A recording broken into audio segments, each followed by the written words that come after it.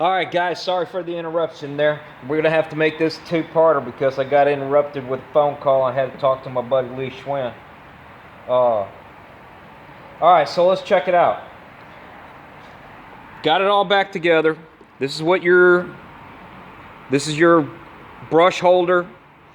You got your rectifier bridge and all that kind of crappy crap. Your regulator, some sort of condenser thingy-majigger. And we've got our brushes loaded into our brush holder.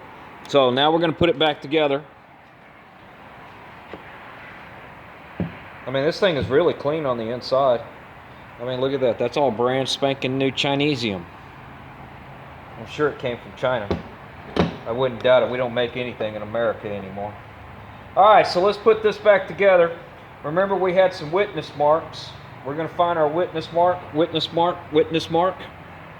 And then I got a witness mark right here. Okay, this is where the paper clip comes in. Ow, that just smashed my finger. You wouldn't be able to put this together without the paper clip. So now I am going to get the bolts back in her.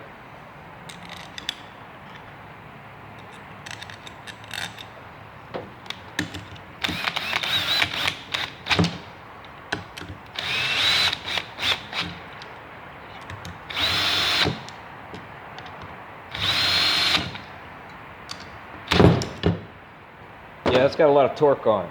All right, so now, right now, the brushes are not touching the armature or the rotor or whatever the hell the damn crap is. I don't know, man.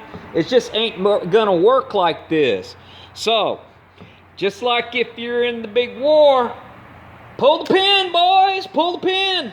All right, so we got the pin pulled. Now the brushes are touching again, and that's how you use a paper clip to fix your alternator. So there you go, guys. Y'all keep rocking and a rolling and a rolling and a rocking. I'm gonna keep grinding it down. Talk to y'all next time.